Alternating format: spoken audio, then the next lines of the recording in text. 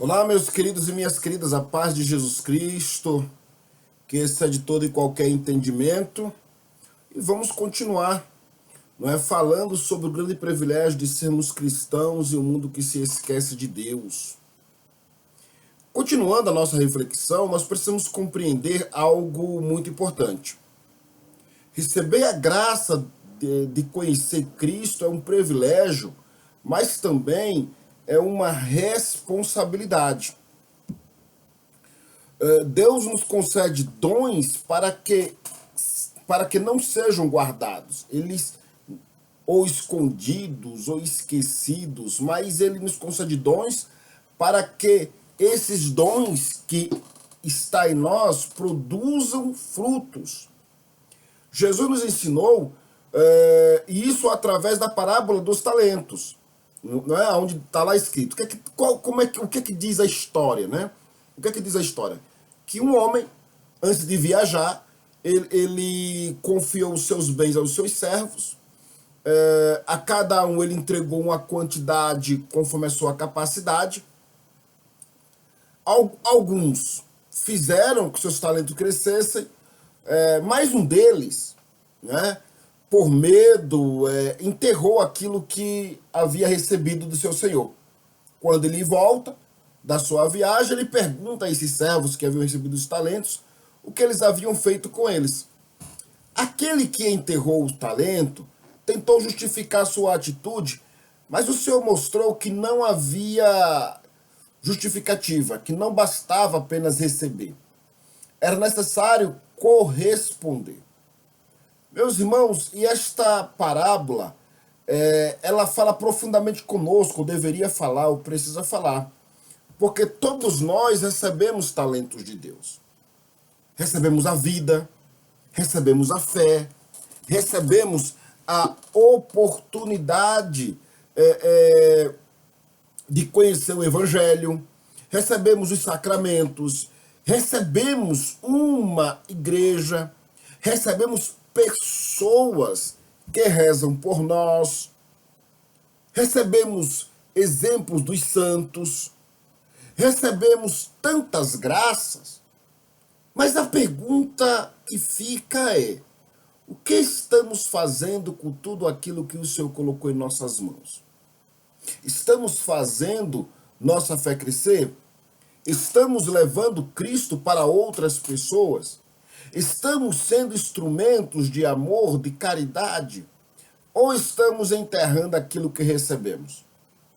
Meus queridos irmãos e irmãs, existe um grande perigo para o cristão que talvez ele não tenha a devida compreensão. A acomodação espiritual. A acomodação espiritual, não é? A pessoa ela continua dizendo que acredita em Deus, que confia em Deus, que tem fé em Deus, mas deixa de caminhar com Deus. Continua tendo o nome de cristão, mas não vive como discípulo. Continua carregando uma tradição religiosa, mas não permite que Cristo transforme seu coração. É uma fé que fica apenas na aparência. E Jesus nos alertou diversas vezes sobre isso. Ele não deseja apenas que sejamos seguidores de palavras. Ele deseja que sejamos discípulos de coração, de alma, de mente, de corpo, do tudo, do todo. Ele deseja que nós sejamos de fato cristãos. E o que é ser cristão? É seguir os passos de Cristo. É andar na mesma pegada de Cristo. Jesus nos ensina: nem todo aquele que me diz Senhor, Senhor entrará no reino dos céus, mas aquele que faz a vontade de meu Pai que está nos céus. Está nos evangelhos. Caso queira refletir, Mateus capítulo 7, versículo 21. Veja que Jesus não está dizendo que as palavras não têm valor. A oração é importante. A profissão de fé, ela também é importante. Mas a fé verdadeira precisa produzir frutos. Uma árvore saudável ela é reconhecida pelos seus frutos. Da mesma forma, uma vida verdadeira unida a Deus começa a mostrar sinais de transformação. É preciso que haja uma mutação, uma metamorfose, uma metanoia. Meus queridos e amados irmãos e irmãs, precisamos fazer, cada um de nós, a começar por mim, uma profunda reflexão. Como está a minha vida espiritual? Eu tenho buscado crescer na fé, eu tenho procurado conhecer mais a Deus, eu tenho alimentado minha alma, ou será que estou vivendo apenas de lembranças do passado que se foi ou deixou de ser? Talvez alguém diga, eu já fui muito atuante na igreja, eu já participei de grupos, eu já rezava mais, eu tinha antes mais disposição. Mas a vida espiritual ela não pode viver apenas de memórias. Deus nos chama para o hoje, para o agora. A graça de Deus é para o presente, não para o passado. A convenção é para o presente, não para o que se foi. A mudança é para o presente, não para o ontem. O encontro com Cristo precisa ocorrer já, agora, nesse exato momento, hoje, em que você está vendo esse vídeo, agora. Tem que ser agora. Meus queridos e amados irmãos e irmãs, uma das maiores tentações do cristão é: eu ainda tenho tempo, depois eu vou rezar mais, depois eu vou voltar para a igreja, depois eu vou mudar. Mas quantas pessoas esperaram o amanhã e não tiveram a oportunidade do amanhã? Não tiveram a oportunidade do depois? Já pensou sobre isso? Se não, pense. Quantas pessoas deixaram para depois aquilo que Deus estava colocando diante dela naquele momento? Não há acaso. Não existe acidente. E o fato de você estar assistindo esse vídeo, o fato de eu estar gravando também, não é acaso nem acidente, nem de uma parte nem da outra.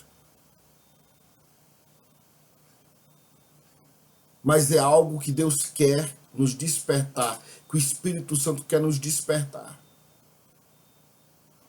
A Sagrada Escritura nos ensina que hoje, se hoje ouvirem a sua voz, não endureçais o vosso coração. Está escrito no livro dos Hebreus, nas Sagradas Escrituras, no capítulo 3. Se hoje. O chamado de Deus ele não acontece para o amanhã ou para o ontem. É para o presente, para o hoje, para o agora, é para esse momento. Não amanhã. Não quando tudo estiver bem, perfeito. Não quando todos os problemas forem resolvidos. Deus ele chama você, me chama, que chama cada um de nós no meio da nossa realidade. Com as nossas limitações, com as nossas dificuldades, com as nossas feridas e também com a nossa história. Talvez você diga, meu irmão, mas eu tenho muitos erros, eu já caí muitas das vezes, minha vida não está como deveria ser. Meu irmão, escute algo. Por Deus nos céus, Deus não chamou pessoas perfeitas.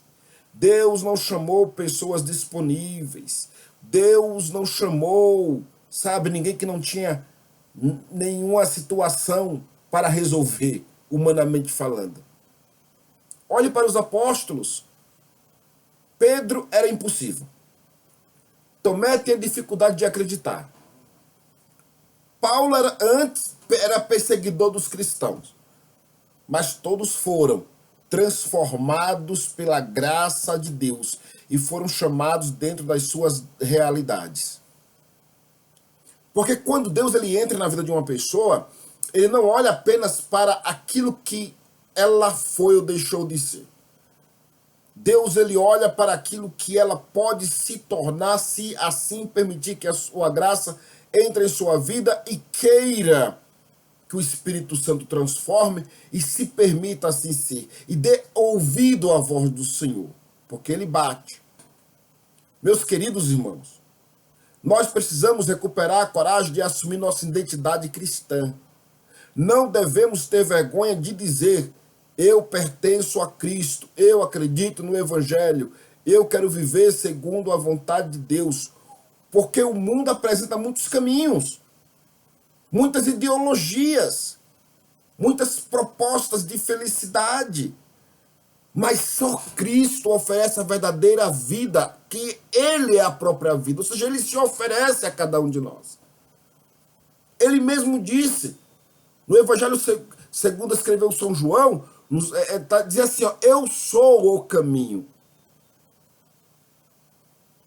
Ele diz, eu sou o caminho, a verdade e a vida. E a vida. Eu sou o caminho, eu sou a verdade, eu sou a vida. Jesus olha para ele e disse isso para todos nós. Não é apenas um caminho entre muitos caminhos. Ele é o caminho. Não é apenas uma verdade entre várias opiniões. Não, ele é a verdade. Não é apenas uma possibilidade de vida. Ele é a vida. Meus irmãos, talvez o maior desafio seja vencer a indiferença daqueles que dizem acreditar, mas vive como se Deus não fosse necessário. Por isso precisamos despertar hoje, agora. Por isso precisamos reacender a chama. Precisamos voltar ao primeiro amor. Como o próprio Cristo disse à igreja de Éfeso, no livro do Apocalipse, lá no capítulo 2, o versículo 4. Tenho contra ti que abandonaste o teu primeiro amor. E essa pergunta também é para cada um de nós. Como está o nosso primeiro amor por Deus? Ainda existe aquela alegria de orar, de rezar, de participar da missa, de participar dos encontros? Ainda existe aquele desejo de participar e fazer a confissão, de participar dos sacramentos, de estar diante do Santíssimo? Ainda existe aquela vontade de conhecer mais profundamente ao Senhor através das Sagradas Escrituras e de outras literaturas que falam do Cristo, de Deus, da sua obra, enfim? Ainda existe aquele coração disposto ao serviço, a servir, sem querer se aparecer, sem querer ser o melhor? E não estou dizendo com isso que deve fazer o pior. Quando digo sem querer ser o melhor, é sem querer se sobrepor sobre o outro, pisando o outro. É sobre isso. Então, meus queridos irmãos e irmãs, esta é uma reflexão que todos nós precisamos fazer. Inclusive, esse que vos fala. Porque ninguém está acima da necessidade da convenção. Todos os dias precisamos voltar nosso coração para Deus. Todos os dias precisamos pedir ao Senhor: Senhor, aumenta minha fé. Senhor, fortalece minha caminhada. Senhor, não permita que eu me acostume com a tua presença, mas que eu faça dela, mas que eu tenha sede contínua da tua presença. Que eu tenha fome contínua da tua presença. Que eu anseie de forma contínua da tua presença e que não me acomode com ela. Meus irmãos e irmãs, que nós percamos a capacidade de nos admirar diante das coisas de Deus.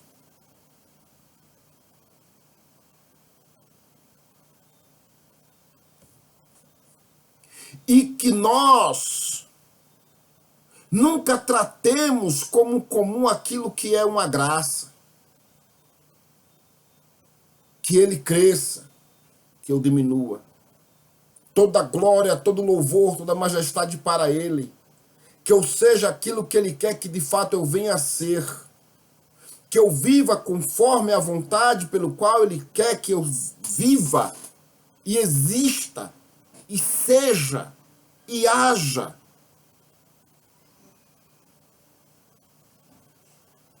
Que nunca deixemos de agradecer pelo privilégio de sermos chamados filhos de Deus. Pense nisso. E vamos para o próximo vídeo, em nome de Jesus, desta série. E que o Senhor nos converta. E espero que esteja te ajudando. E também me ajudando.